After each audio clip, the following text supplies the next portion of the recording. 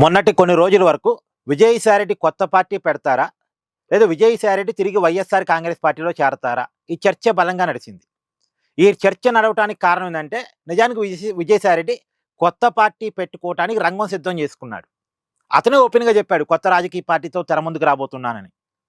దానికి సంబంధించిన జెండా, అజెండా అన్నీ డిసైడ్ అయిపోయాయి.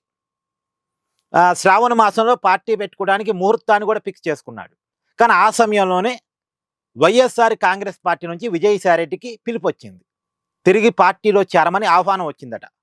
సహజంగానే ఆహ్వానం వచ్చినప్పుడు ఒకసారి ఆలోచిస్తాడు కదా. విజయసాయిరెడ్డి ఆలోచనలో పడ్డాడు. ఆలోచనలో పడ్డప్పుడే సోషల్ మీడియా ప్రచారం విజయసాయిరెడ్డి వైఎస్ఆర్ కాంగ్రెస్ పార్టీలోకి తిరిగి రాబోతున్నాడు అని. కానీ అంతిమంగా విజయసాయిరెడ్డి ఆలోచించి తీసుకున్న నిర్ణయం ఏంటంటే వైఎస్ఆర్ కాంగ్రెస్ పార్టీలోకి తిరిగి వెళ్ళకూడదు, సొంత రాజకీయ పార్టీ పెట్టుకోవటమే బెటరు అని. ఎందుకనంటే ఏ పరిస్థితుల్లో వైఎస్ఆర్ కాంగ్రెస్ పార్టీ నుంచి విజయసాయిరెడ్డి బయటకు వస్తాడో మరి ఇంకా పరిస్థితులే మార్పు రాలే. ఇప్పటికీ వైసీపీ అధినేత జగన్మోహన్ రెడ్డి క్వార్టరీ ఆధారంగానే నిర్ణయాలు తీసుకుంటున్నాడు. ఆ క్వార్టరీ రాసిచ్చిన స్క్రిప్ట్నే చదువుతున్నాడు. సో క్వార్టరీలో జగన్మోహన్ రెడ్డి బందీగా ఉన్నాడు అని గతంలో విజయసాయిరెడ్డి ఏమాటైతే చెప్పాడో ఇప్పటికీ వైసీపీ అదే పరిస్థితిలో ఉంది. వైఎస్ఆర్ కాంగ్రెస్ పార్టీ ఫేక్ ప్రచారాలని, ఫేక్ ఉద్యమాలని నమ్ముకుంటుంది. కాబట్టి ఈ పరిస్థితుల్లో మళ్ళీ ఆ పార్టీలో తిరిగి వెళ్ళటం వల్ల ఉపయోగం ఉండదు అనేది విజయసాయిరెడ్డికి వచ్చినటువంటి ఒక అభిప్రాయం అట. అందుకని కొత్త పార్టీ పెట్టడానికి సిద్ధమయ్యాడు. అయితే కొత్త పార్టీ పెట్టడం మీద వైసీపీకి ఉన్న అభ్యంతరం ఏంటి అంటే విజయసాయిరెడ్డి కొత్త పార్టీ పెడితే అతని వెనకాల ర్యాలీ అయ్యేదంతా వైసీపీ ఓట్ బ్యాంకే. కొంతమంది ఏమో విజయసాయిరెడ్డి నచ్చి వెళ్తారు, కొంతమంది ఏమో వైఎస్ఆర్ కాంగ్రెస్ పార్టీ నచ్చక వెళ్తారు. ఇప్పుడు వైఎస్ఆర్ కాంగ్రెస్ పార్టీ అని నచ్చట్లేదు, కానీ వేరే ఆప్షన్ లేదు, కూటమిలోకి వెళ్ళలేరు, అందుకని వైఎస్ఆర్ కాంగ్రెస్ పార్టీ వెనకాలే ఉన్నారు. అటువంటి వాళ్ళు ఇప్పుడు విజయసాయిరెడ్డి ఒక ఆప్షన్గా కనపడ్డాడు అనుకోండి, విజయసాయిరెడ్డి వెనక్కి వెళ్తారు. ప్రధానంగా విజయసాయిరెడ్డి వెనక్కి ర్యాలీ అయ్యేది ఏంటిది? రెడ్డి సామాజిక వర్గం. కొంత ఆ రెడ్డి సామాజిక వర్గం ఇప్పటి వరకు ఎక్కువగా ఉంటుంది వైఎస్ఆర్ కాంగ్రెస్ పార్టీతో. సరే, మొన్న కొంత 2024 ఎన్నికల్లో రెడ్డి సామాజిక వర్గం కూడా వైసీపీ మీద తిరగబడింది. కానీ ఏదేమైనా కొంత వైఎస్ఆర్ కాంగ్రెస్ పార్టీ వెనకాల రాయలసీమ రెడ్డిస్ కొద్దిగా ఎక్కువగా ఉంటారు. ఇప్పుడు వాళ్ళు విజయసాయిరెడ్డి వెనకాల కొంతమంది కాబట్టి కొంతమంది వెళ్ళొచ్చు, అంటే ఎక్కువ మంది వెళతారు అని నేను చెప్పట్లేదు, కానీ ఎంతమంది వెళ్ళినా అది వైఎస్ఆర్ కాంగ్రెస్ పార్టీ వాళ్ళే వెళతారు. దానివల్ల వైఎస్ఆర్ కాంగ్రెస్ పార్టీకే నష్టం. అంటే నేను చెప్పేది ఏంటంటే విజయసాయిరెడ్డి పార్టీ పెట్టడం వల్ల అతనికి 100 ఓట్లు వస్తాయా, 25 ఓట్లే వస్తాయా, 10 ఓట్లే వస్తాయా పక్కన పెడితే అతనికి వచ్చేది 10 ఓట్లైనా, 25 ఓట్లైనా, 100 ఓట్లైనా అవి ఎవరివి? వైఎస్ఆర్ కాంగ్రెస్ పార్టీవే. రెండోది, విజయసాయిరెడ్డి ఇప్పుడు హిందుత్వ ఎజెండాను పెట్టుకుంటున్నాడు. ఆ హిందుత్వ ఎజెండా పెట్టుకోవడం వల్ల ఇప్పుడు వైఎస్ఆర్ కాంగ్రెస్ పార్టీ హిందూ వ్యతిరేక పార్టీగా ఒక ముద్ర పడుతున్న సమయంలో వైఎస్ఆర్ కాంగ్రెస్ పార్టీకి అనుకూలంగా ఉన్న హిందూస్ విజయసాయిరెడ్డిని చూజ్ చేసుకోవచ్చు, విజయసాయిరెడ్డి వైపు వెళ్ళొచ్చు అనేది చర్చ నడుస్తుంది. సో ఏ మేరకైనా ఆ మేరకు వైఎస్ఆర్ కాంగ్రెస్ పార్టీకి విజయసాయిరెడ్డి దెబ్బ కొట్టబోతున్నాడు. మీకు ఎగ్జాంపుల్ చెప్తానండి. వైఎస్ షర్మిల కాంగ్రెస్ పార్టీలోకి వెళ్ళారు. ఆమె కాంగ్రెస్ పార్టీలోకి వెళ్ళటం వల్ల కాంగ్రెస్ పార్టీకి పెద్ద ప్రయోజనం ఏమి రాలే, షర్మిలకు కూడా పెద్ద ప్రయోజనం ఏమి రాలే. కాకపోతే జగన్మోహన్ రెడ్డికి నష్టం వచ్చింది. ఆమె జగన్మోహన్ రెడ్డికి నష్టం చేయగలిగింది. రేపు విజయసాయిరెడ్డి కూడా అంతే. విజయసాయిరెడ్డి పార్టీ వల్ల విజయసాయిరెడ్డికి ఏం బెనిఫిట్ అవుద్ది, విజయసాయిరెడ్డి పార్టీకి ఎన్ని సీట్లు వస్తాయో పక్కన పెట్టేయండి, కానీ ఇతను పార్టీ పెట్టడం వల్ల వైఎస్ఆర్ కాంగ్రెస్ పార్టీకి ఎంతో కొంత దెబ్బ తగిలే అవకాశం అయితే ఉంది. ఈ అంచనా వైఎస్ఆర్ కాంగ్రెస్ పార్టీకి కూడా ఉంది. అందుకనే విజయసాయిరెడ్డిని పిలిచి ఉంటారు, నువ్వు పార్టీ పెట్టుకు, మా పార్టీలోకి రా, నీకు ప్రయారిటీ ఇస్తాంలే ఏదో చెప్పుంటారు.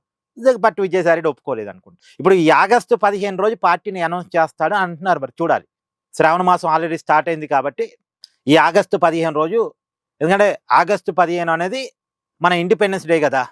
ఆయన ఎట్టాగు భారతీయత, హిందుత్వం ఆధారంగా పాలిటిక్స్ చేయాలి, అంటే బీజేపీ ఎజెండాగా పాలిటిక్స్ చేయాలనుకుంటున్నాడు. దానివల్ల బీజేపీకి కూడా దగ్గర కావచ్చు అనేది విజయసాయిరెడ్డి ప్లాన్. రెండోది, వైఎస్ఆర్ కాంగ్రెస్ పార్టీలో ఉన్న హిందువులకు దగ్గర కావచ్చు అనేది విజయసాయిరెడ్డి ప్లాన్. రెడ్డి ఓట్ బ్యాంకును కూడా లాగేయచ్చు అనేది విజయసాయిరెడ్డి ప్లాన్. కాబట్టి హిందుత్వ ఎజెండాతో వెళ్ళాలని అనుకుంటున్నాడు. అందులో భారతీయత అనే దాన్ని యాడ్ చేయాలని అనుకుంటున్నాడు. ఈ మధ్య విజయసాయిరెడ్డి పదే పదే తన ట్విట్టర్లో కూడా అదే చెప్పుకుంటున్నాడుగా.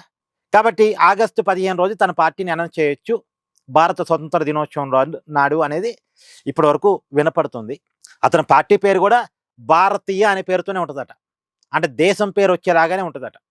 భారతీయ జనతా పార్టీ లాగా, అంటే బీజేపీ లాగా, మరి ఇంకేదన్నా భారతీయ ఇంకేదో పెట్టుకుంటాడేమో, చూడాలి. బట్ భారతీయ అనే పేరుతోనే ఉంటుందట. జెండా ఫిక్స్ అయింది, ఎజెండా ఫిక్స్ అయింది, దాదాపు ముహూర్తం కూడా ఫిక్స్ అయిందని అంటున్నారు.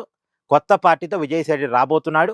ఆ పార్టీ రాబోవటం వల్ల ఎంతో కొంత వైసీపీకి దెబ్బ. వైసీపీ నుంచి ఎంతో కొంతమంది నాయకులు విజయసాయి రెడ్డి వెనక్కి ర్యాలీ అయ్యే అవకాశం ఉండొచ్చు. ఎంతో కొంత ఓట్ బ్యాంక్ కూడా విజయసాయి రెడ్డి వెనకాలకి ర్యాలీ అయ్యే అవకాశం కావచ్చు. అగ్రెసివ్‌గా వెళదామనే వస్తున్నాడు పార్టీని పెట్టుకొని. పార్టీని పెట్టుకుంటున్నాడు, మీడియాని పెట్టుకుంటున్నాడు. అంటే ఒక టీవీ ఛానల్ పెట్టుకుంటాడట, ఒక పేపర్ పెట్టుకుంటాడట, ఒక సోషల్ మీడియా ప్లాట్‌ఫార్మ్ పెట్టుకుంటాడట. మరి అతనొచ్చే అగ్రెసివ్‌నెస్ అతనికి ఎంత పనికొచ్చిద్ది అనేది చూడాలి. అతనికి ఎంత పనికొచ్చిద్ది అనేది ఇప్పుడు నేను గ్యారంటీ ఇవ్వలేను గానీ, ఎందుకంటే అతను పెద్ద మాస్ లీడర్ ఏం కాదు.